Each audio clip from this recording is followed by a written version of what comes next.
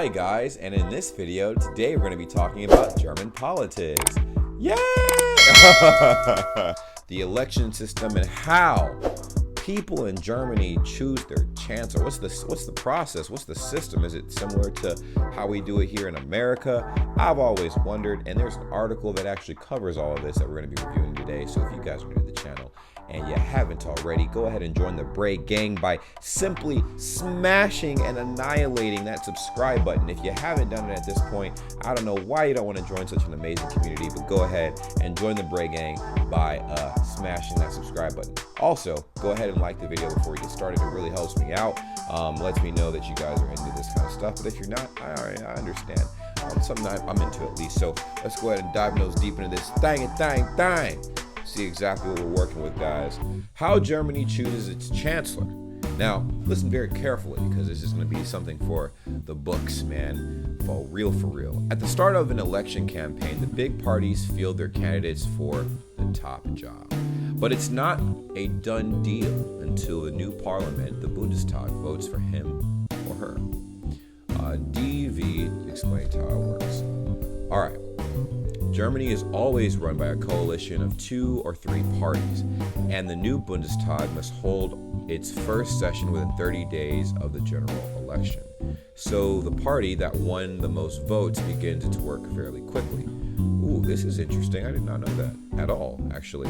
The winner launches talks with other parties with the goal of finding a partner or partners, with whom it then controls an absolute majority of the seats in the Bundestag. The government must, of course, be able to get legislation passed by the parliament. I don't know what the parliament is. Call me crazy, call me dumb, all of the above, but I don't know what parliament is at all. Once it's clear with whom the party that has won the most seats will establish a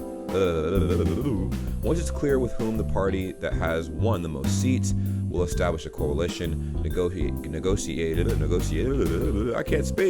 negotiations to draft a coalition agreement, the basis of a new government can begin.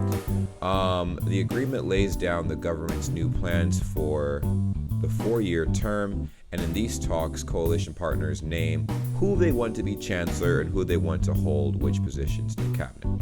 Next, 600 plus members of the newly elected Bundestag hold their first session and vote for the next chancellor in a secret ballot. It's up to the president to suggest a candidate when the Bundestag convenes for the first time. He is not obliged to suggest the person the parties may have singled out in the coalition talks, but he must present a candidate who has a reasonable chance of being voted in.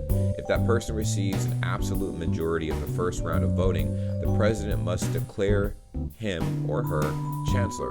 So interesting. I feel like the president is more of a backseat driver, bro, like in Germany. Now call me wrong or crazy, or correct me in the comments down below if I am wrong. But I feel like the president in Germany doesn't have as significant of a role as the president in the United States. Like, I feel like the chancellor in Germany is the equivalent of the president in the US. But that's just my ignorance talking.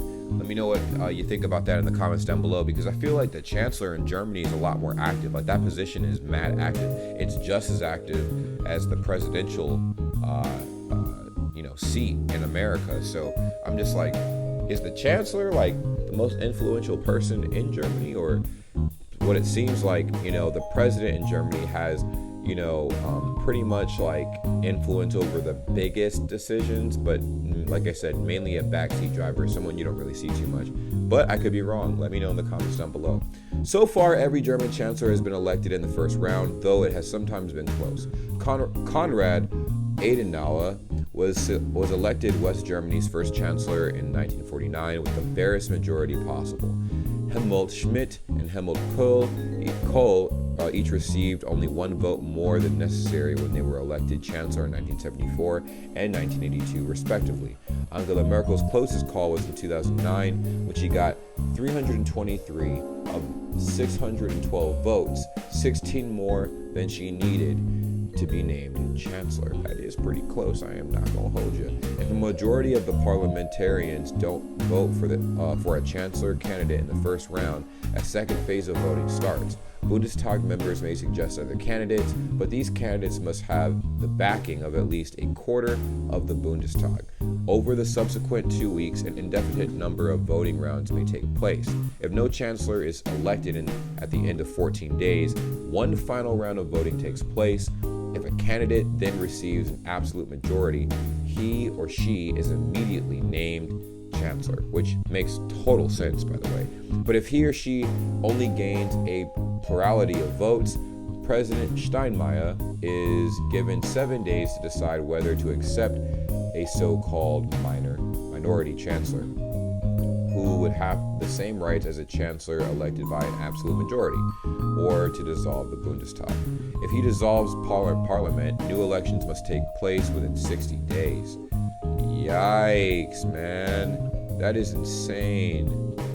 What? All right, so many questions, so many things to talk about. Job of the chancellor is pretty much like, why do y'all have a president and a chancellor? Like, what is the point of a chancellor? That's what's the point of a chancellor in Germany? What's the point of a president in Germany? Because what it seemed like, y'all got a king, you know what I'm saying, and you got like, a position that is like right underneath that does all of the dirty work in a way.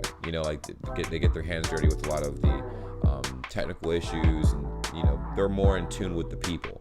And then the president's kind of like up in like the high castle and stuff, kind of just chilling and making some very, very, very influential calls when the time is right.